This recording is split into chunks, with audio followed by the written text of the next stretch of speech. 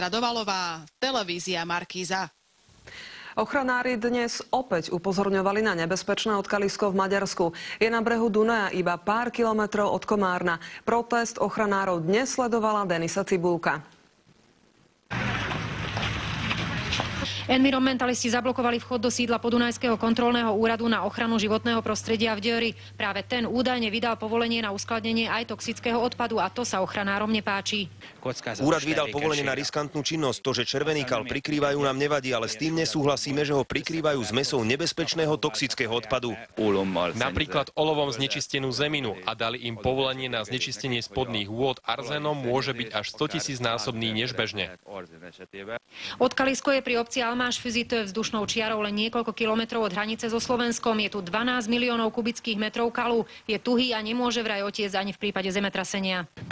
Odpad, ktorým červený kal prikrývame, tvorí sme skalu z odpadových vôd, kvári a olejom z nečistenej pôdy. Kvôli prašnosti a dažďu musíme kal čím skôr touto zmesou prikryť.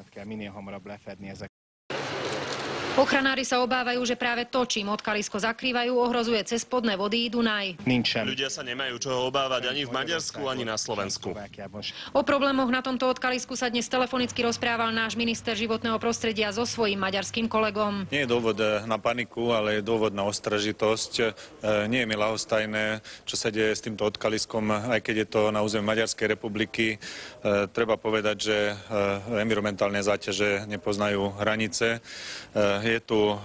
Môže tu byť hrozba nie len znečistenia Dunaja, ktorá je spoločná rieka, ale aj pitnej vody a tým pádom aj zdravia občanov južného Slovenska. Z Győru a z Almáš-Füzi, to je Denisa Cibulka, televízia Markíza. Kedysi sa nosila